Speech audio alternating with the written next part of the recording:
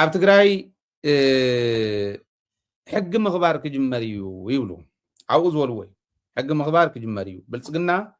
እዚዩ ኦልሬዲ ናይ ግድን እዩ ኢሉ ሒዝዎ ኣሎ ኣብ ውሽጢ ዓዲ ዘለዋ ሚድያታት ኮነ ምስ ወፃኢ ረኽብ ዘለዎን ሚድያታት ኢትዮጵያ ናይ ኢትዮጵያ እንዴን ሚድያታት ኢትዮጵያ እዚአን ብዛዕባ ሕጊ ምኽባር ከይፅብፅባ እንተ ፀብፂበን እውን እንተኽኢለን ናይ ፀላኢ ናይ ሚድያ ስራሕቲ ፀላእቲ ማለት ንሕና ምዃንና እዩ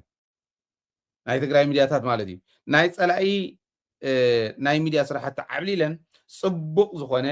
ሕጊ ምኽባር ይግበረሎ ዝብል ክፅብፅባ ከም ዘለዎን ሓላፍነት ተዋሂብዎም እዩ ብላዕለዎት ሓለፍቲ ናይ ብሮድካስት በዓል ስልጣንን ብሮድካስት ኦቶሪቲ ማለት እዩ ናይ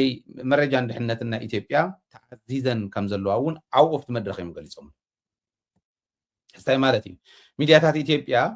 ምስ ኢንተርናሽናል ሚድያ ረኽቢ ዘለዎን ፅቡቅ ይካየደሎ ኢለን ተን ኢንተርናሽናል ሚድያታት እውን ፅቡቅ ይካየደሎ ብኢትዮጵያ ሚድያ ከም ሰማዕናዮ እከለ ሶርስ ኮይኑ ከም ዘምፃልና መረዳእታ እንዳበላ ክሰርሓ እየን ማለት እዩ ስለዚ ዓፈና ክህሉ እዩ ዝብለካ ዘሎ ምናልባት ጃም ድዮም ክገብርዎ ነቲ ሚድያታትና ወይት ናይ ብሓቂ ናይ ፀላኢ ናይ ሚድያ ስራሕቲ ዓብሊለን ፅቡቅ ናይ ሕጊ ምኽባር ኩነታት ይካየደሎ ኢለን ንክሰርሓ ተነጊርዎን እዩ ሕዚ ነቶም ናይ ሚድያ ሓለፍቲ ተባሂሎም ዝቕመጡ ዘለው ካብ ከተማ እስካዕ ሃገር ኢሎም ዘቕመጥዎም ነዚኦም እዮም ስልጠና ዝህብዎም ዘለው ኦሪንቴሽን ዝህብዎም ዘለው ተን ናይ ኢትዮጵያ ከምዚ ክገብራ እየን እተን ናሕና እውን ከምኡ ክገብራ ኣለዎን ኢሎም ነተናታቶም ናይቱ ሓይሊ ክሕደት ናይቱ ፀላኢ ምስ ፀላኢ ተሰሊፉ ዝኒሄ ሓይሊ ናይ ሚድያ ስራሕቲ ፅቡቅ ሕጊ ምኽባር ይካየደሎ ኢሎም እቲ ሕጊ ምኽባር ዝበሃል ምስ ተጀመረ ከምኡ ኢሎም ንክኸዱ እዮም ዝሰርሑ ዘለው ማለት እዩ እዚ ይግበር ኣሎ እዚኦም ዝኸዱ ዘለው ሕዚ ናብ ምዕራብ ትግራይ ንምፃእ ኣብ ምዕራብ ትግራይ ውግእ ከም ዝግበር ኣብ ቀረባ እዋን ውግኣት ከም ዝግበሩ ይዛረቡ እዚኦም ንሶም ወሰሙን ዝበልዎ እዩ ብርግፅ ኣብ ምዕራብ ትግራይ ዝርከቡ ኣዘዝቲ እውን ኣኪቦም ምልሻ ዝበሃሉ ናይ ተከዘዘብ ገለ ዝበሃሉ ደመቀ ዝእዝዞም ናይ ባዕሎም ሰራዊት ኣዘዝቲ ኣኼባ ነይሩ ኣብ ሰሙን እዚ ለዚ ኣብቲ እውን ተዘረበ እዩ ኣብቲ ኣኼባ ተዘረበ ተባሂሉ ተዘረበ እዩ ኣብ ምዕራብ ትግራይ እውን ባዕሎም ክዛረቡ ከለው ኦልሬዲ ካብኡ ዝሰደዱልና ረኸብናዮ እዩ ኣብ ዝኾነ ሰዓት ውግእ ክጅምር እዮም ምዕራብ ትግራይ ተዳለው እያ ትብል መዓዝ እዮም ክጅምርዎ ሕዚ ሰራዊት ትግራይ ክመፅእ እዩ እሞ መሬቱ ከምልስ እዩ እሞ ክንጅምር ኢና ድዩ ባዕልና ክንጅምር ኢና ድዩ ተነፀረ ነገር የለን ግን ኣብ ዝኾነ ሰዓት ውግእ ክጅመር ይኽእል እዩ እዚኡ ክትዳለው ክትክእል ኣለኩም ምድፍፋእ ከዓ ክህሉ ይኽእል እዩ ኣብዚ ሕዚ ስጋኣቶም እዮም ዝገልፅ ዘለው ቀዳማይ እውን ነጊርናኩም እትዮምና ዘለው ይብሉ ነይሮም እንታይ ማለት እዩ በዚኡ ከቢቡ ዘሎ ኣርሚ ሰብዓ ዝበሃል እዩ በዚኡ ከቢቡ ዘሎ ተፈላለየ ኣርምታት እየን በዚ ብድሕሪት ዘሎ ከዓ ንዓንሻብ ብኦም ሓጀር ከባቢ ዘሎ ኣርሚ 13 ይብልዎ ንዓንሻብ ሱዳን ይእትውዎ ዳ እዮም በር ኣርሚ 13 ይብልዎ ሕዚ እያ ብተጋሩ ከምዚኣ እኒሃ ሕዚ በዚ እንዳኸውከቡ ከውፁና እዮም እዩ ማለት ዓፊንካ ይተቐትሎን ኢኻ ዓፊንካ ኣይትወቕዕን ኢኻ መውፅእ ክትገድፈሉ ስለ ዘለካ ከምኡ ገይሮም ድዮም ከውፅዎ ደልዮም ሕዚ ከውፁና ይኽእሉ እዮም ንምባል ይመስለኒ ምድፍፋእ ክህሉ ይኽእል እዩ ግን ፐርማነንት ኣይኮነን ቀዋሚ ኣይኮነን ይብሉ ንምንታይ ምዕራብ ምምላስ ንትግራይ መሊስካ መሃብ ምዕራብ ትግራይ እንደም ቃል ብቃል ተዛሪብዎ ኢሉ እዩ ሶርስና ዝፀሓፈልና ምዕራብ ትግራይ ዝብል ሰብኣይ ምዕራብ ትግራይ ምምላስ ናብ ተጋሩ ማለት ቀይሕ ባሕሪ ከም ዘረከብናሉ ታሪክ ክሕሰብ ክኽእል ኣለዎ እዩ ምዕራብ ትግራይ ማለት ቀይሕ ባሕሪ ናይ ኢትዮጵያ ኢሎም ይቆፅርዎ ኣለው ስለዚ ምዕራብ ክመልስዎ ይኽእሉን ተመሊሶሞ ቀይ ባህር እንዳበሉ ዘለዓለሞም ከፍ ኢሎም ከም ዘለው ምዕራብ ትግራይ እንዳበሉ ዘለዓለሞም ክነብሩ እዮም ማለት እዩ ፈተናና ሓፂር ኣይኮነን ነዊሕ እዩ ነቲ ነዊሕ ፈተና ነዊሕ ሶሉሽን እንተዘይቕሚጥካሉ ንዕኡ ዝምጥን መልሲ እንተዘይጌርካሉ ፈተንኡ ነዊሕ እዩ ሓደ ሰብ ይእተው እንደ ምዕራብ ትግራይ ይብል ምስኣተና ኣብ ድፋዕ እንነብር እንተኮይንና ካሊእ ሓጋዝ ዘየለ እንተኮይንና ኣብነት ፋኖ እንተዘይእሚንካዮ ንሳቶም ይብሉ እዮም ኣብዚ እውን ኣሎ እቲ ናይ ፋኖ ዋላ ንክመፅእ ፋኖ እንተዘይእሚንካዮ እሞ ፋኖ ደፊኡ እቲ ናይ ውግእ ኩናት እቲ ናይ ውግእ ኩነት ናብ ቦርደር ናይ ኣምሓራ በአዲስ አበባ ገጽ ዝኒህ እንተዘይ ወሲድዎ ዘላለም ካብ ድፋዕኻ ምዕራብ ምስተተሓዘ ድሕሪኡ ዘሎ እንታይ እዩ ዝብል ዘይመለሰ ምዕራብ ክትሓዘ ኣለዎ ኢሉ ክዛረብ የብሉ ድሕሪኡ ዘሎ ኸ መን ክዋጋኣልካ ትድግፍ ዶ ዘለዓለምካ ከምኡ ኢልና ዲና ኸ ክንነብር እዚኣቶም ምሕሳብ የድልዩ ስለዚ ስትራቴጃይዝ ክንገብር ኣለና ክንብል ከለና ዓቕሚ ትግራይ ክንጥቀም ኣለና ክንብል ከለና ስትራቴጃይዝ ማስኢለ ንቃል ጥራሕ ዘቕምጦ ዘለኹ ይመስለኩም ዲፕሎማሲና ከይወድቕ ሃገር ኮይንና ዲፕሎማት ምምዳብ እስካዕ ንኽእል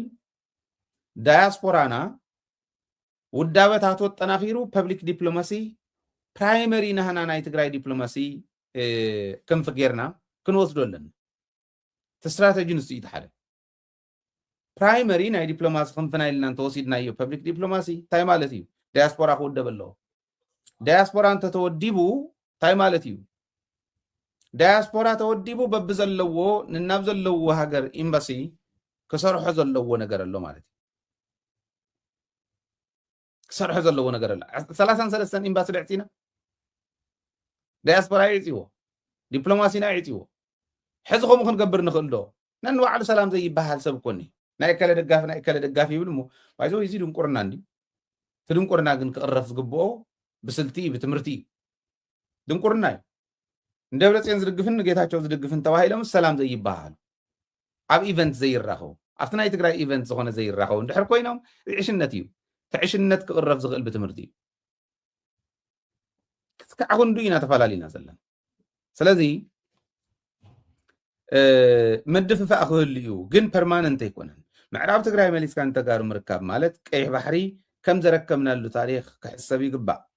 ይብሉ ዓዘዝቲ ናይ ፒፒ ሰራዊት እውን ተረኸብሉ ናይ ምልሻ ናይ ግዛዕ ዝበሃሉ እዞም ኣስመላሽ ዝበሃሉ እውን ተከዘዘብ ዝበሃሉ እውን ተረኸብሉ ራያ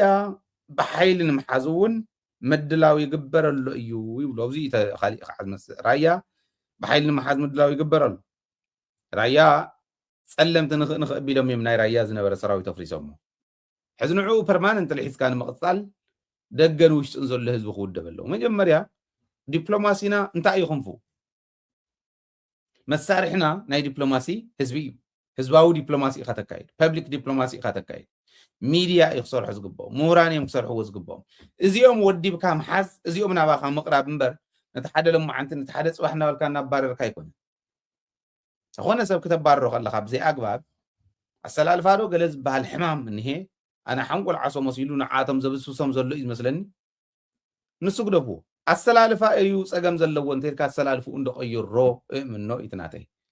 ሕወሓት ቅድሚ ሕዚ እውን ኢለ ሕወሓት ብልፅግና ኣባላታ ክሕድጋ ናይ ህይወት ዘመን ተቃለስታ ክሕድጋ እንተኽኢሉ ሰኒፋላ እየ ዝብል እምበር በቃ ብስልቲ ኣሰርሕ ዘላ ዝብል ናብ ሕልናይ ክመፀለይ ይኽእልና እዚ ክትሪእዎ ትክእሉ ኣለኩም 2019 ባጀት ብልፅግና ኣብ ፀጥታ እዩ ክውዕል ኣብ ናይ ፀጥታ ሓይሉ እዩ ክውዕል እና ሽዑ ፈትለ ከይብሉን እዮም ይብል ንዓና ባጀቶም ፀጥታ እንተውዒሉ ምልሻታት እናምፀ ካሊእ እንዳምፀ ማለት ፈትለ ከይብሉን ሰብ ይወዳእ ይግድሾም ፋኖን ኦላን ንምእማን እውን ይምኮረሉ እዩ ይብሉ እዚ እንዳነገርናኩም ቀኒና ኢና ካሊእ ሓድሽ ነገር የብሉን ንምእማን ይምኩር ኣለዉ ፋኖን ተኣሚኑ ገፁ እንተመሊሱ እንታይ ይኽሰት ኦላን ተኣሚኑ እንተተዓሪቑ እንታይ ይኽሰት ዝብል ፕላን ዝገብርዎ ይመስለኒ ካልኩሌት ዝገብርዎ ይመስሉ ኤቭሪቲንግ ፎር ግራንትድ ይወስድዎ ሰብ እውን ፎር ግራንትድ ይወስድዎ እሞ ንሱ ምስ ፀየቐኸ ፀየቕካ ኢኻ ኣሰላልፋ ናዕተጋሓጥ ኣሰላልፋ ዝቕይር ኣሰራርሓ እዩ ኣሰራርሓኻ ኣሰላልፎም ቀይሮም ንዝነበሩ መሊሱ ከምፅእ ክእል ኣሎ ስለዚ ምስ ተዋዓል ዝተመልኦ መንገዲ እንተዘይከድና ናብ ሓደጋ ክትኣትኢኹም እየ ዝብል ዘለኹ ብዙሕ ንበይነይ ዝግድሰኒ ነገር ዘሎ ይመስለኩም ኣይግድሰንን ንበይነይ ፍጹም ኣይጭነቕን እየ ሕዚ ታዘላ ንህዝቢ እየ ዘቕርብ እምበር በፍጹም ካብ ሃይለይ ጭንቀት ከይትፅበዩ ኣይጭነቕን ምክንያቱ ዝፍታሕ ኣይኮነን ክብልዑ ከለዉ እውን ህዝቢ ንወይኑ ዝውላዓሉ ኩነታት የለን ወይ ሃይለ ንወይኑ ዝውላዓሉ ኩነታት የለን ኩሉና ሓቢርና ኢና ክንሓርራ ንድሕንሓረር ኮይና ከይነሓረር ግን ኣነ ሕልናዊ ወቐሳውን ከይህልውን ፅባሕ ንጎ ናይ ግድን تنزبلن داوركو يخيد مبر سمع سبات كوينم يرخوكم to be honest سمع سبات كوينم يرخو صعيره بقلصي نجهرا يكونن حزبي مسكري خجهر اللون يدل نبعلين منته يتقاليسه حزبون زقالس ነገር ግን ከም ሃገር ካብ ምዃን ሓደ ግዜ ጽቡቕ እዩ ወይንኻ ተጨኒቕካ ትገብሮ ነገር ከም ዘየለ እንደውም ኳስ የፈርጀካ ከም ዝገብር ዘሎስ ከምዚ እዩ ህወሓት መረዳእታ እውን ይሁንና ዘይፈልጥ ህወሓት ስለ ዝምውሎ እዩ ገለ ግዜ ከዓ ዓለም ይብል መከረኛ ዓለም እኒ ንእሽታ ነውፅኦም ተዝምክርዎ ጽቡቕ ነይሩ ግን ከምኡ ከዓ ይብሉ ዝኾነ ነገር ተልካ ዓመይሶም ካሊእ እዩ ከምዚ ዝበለ ደንቆሮ ኢሊት እየባሃሊ ደንቆሮ ናይ ኢሊት ማሕበረሰብ ኣብ ዘለሉ በይንኻ ተኸኺልካ ክትሓርር ናብ ካሊእ ሕማምን ካሊእን ክትከተ ዘይኮይኑ ተኣምር ዘለዎ ኣይኮነን እንተነኣሰ ትውድብ ይሕግዘኒ ኣሎ እዚ ሚድያ እዚ ኢሉ እንድሕር ዘይተረዲኡ ሞት ዝነቕርቦ ስኢልና ኣብዚ ንዛረቦ ከይመስለኩም ብፅሑፍ እነቕርቦ ኣሎ ከሰርሑ እንተዝኽእሉ أوار نري علنا أين يروح 3 عامات جراس نري علنا أنت ميديا يقدموا هم اللو ناب حزب قاتيهم كعاتيهم بروديو أنت عاتيهم ناب جبار كعاتيهم جبار اتناي قدم حوحات يزفلت كالي إلن ناو تميسنا لنا اللي كانت جبار كحقيف كام خاري كالي نابو أنت عاتيهم سبويل كجورهم يوم دولنا يما هو نري علنا يبلن نري علنا كوميتي مصري نري علنا أين انتهي بلا هاي لبلو ዲፕሎማስን ሚዲያን ኣብዚ ዕልም ምን እንደዘለኹ ናይ ዲፕሎማስን ናይ ሚዲያን ለውጢ ኣሰራርሓ ለውጢ እንተዘየምፅኦም ምናልባሽ እውን ናይ ሚድያ ሰራሕቲ ኢሎም ዘይረብሑ ሰባት እንተእትዮም ገደል ክእትውዎም እዮም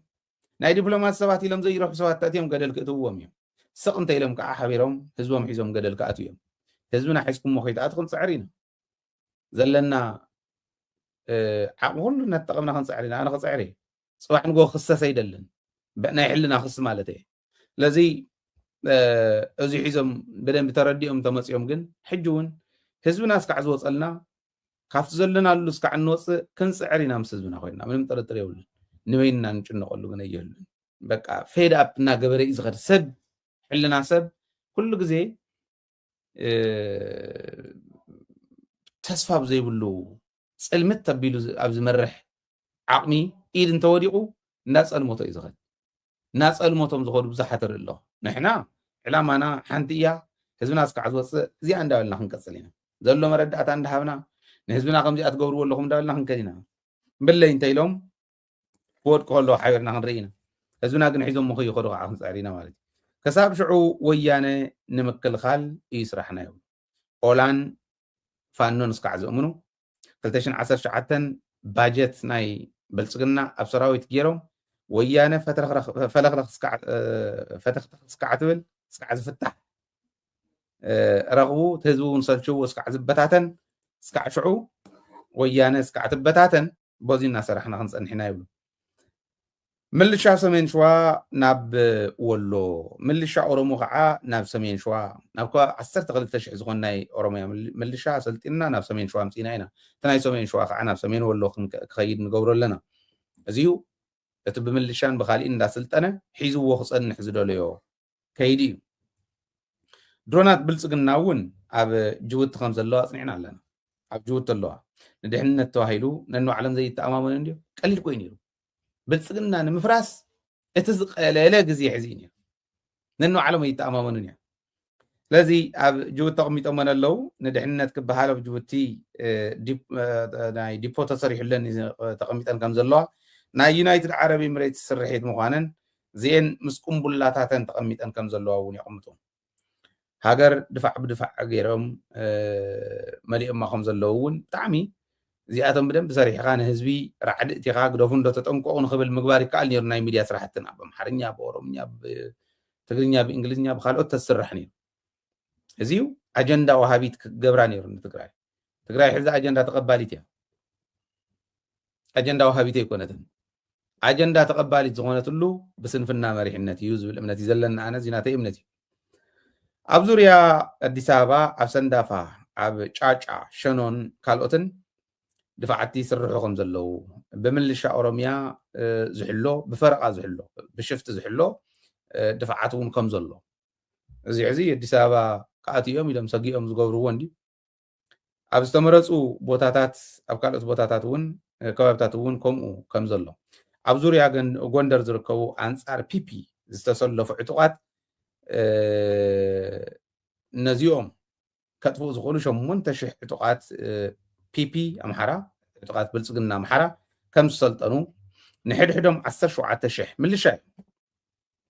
10 شح بور حكم زخفلهم نحد حدهم سلطينهم أورد مدوهم فليتهم كم زخونو أياتون جن مدوهم فليتهم كم زخونو 10 شح بور عنا تخفلهم شمونتشح يوم نتو منصار بلصقنا زخونو أبكا غوندر زلو بملو خصريو زت قصريو أم معراب ولو كلتا شحن شمونتا مئتن كاورداتات زتوصاصيهم زيهم بارا كوماندو ملشا كسلطنو خم مخانهم ازي توصينو خم زل علت 27 10 غلتشن 10 شمونتن تمال مالتي تمال كجمرو كان مستقبرون يقمطو نايرايا تفناقلتي لهم او قبو اقميط امم زنورون علت 27 10 غلتشن 10 شمونتن ናብ ስልጠና ከም ዝተውዎም ከም ዘጀመርዎም እዚኦም ተም ካልኦት እስካዕ ሕዚ ኣተውን ብደንቢ ከም ዝእትውዎምን ካብ ኮሮምን ኦፍላን ዝተኣኻኸቡ ምልሻታት እውን ከም ዘለዎም ቅድሚ ሕዚ ዘውፅዎም ማለት እዚኦም እውን ከም ዘለዎም ሳልሳይ ዙር ስልጠና ኣብ ቆቦ ወታደራዊ ስልጠና መሃብ ከም ዝጀመሩ እውን ይቕምጡ እዚ ሕዚ نتقدم إلى زوال كوو من لشان كالينا سلطينا سكاب 2019 بلاننا نبل ويانا كم دي أجرنا حيدنا نسنحي بميدياون كنعنوا عينا سلاز دبلوماسي أخوات دقيو عفز بزلوا تقبلنا تقود دقي كافز بغن نسلعينا تقفك كالا خمس تقبرك كالا تدفعك كالا زي دحان كازي سلاز خونا إن دالنا خنصرحينا نويانا خنودق عينا خنسلعينا خافز بي international ميدياتات مسناي إثيوبيا ميدياتات الناس رحون كمي رغبي تغيرو سرحهم خانو زياتهم بملኦም كنسرحينا إلهم بلانز قوربو نويانا الداخم كاس شعفة تختخ كتبليع تحر دلاي كان مسرح كتقمنا ايو ناي بعلنا بانداتات وننيو حزنا نعوم ستتيلنا خنعتينا خبلو خلو تاي مالت مخانو خردعكم خلو مالت ايه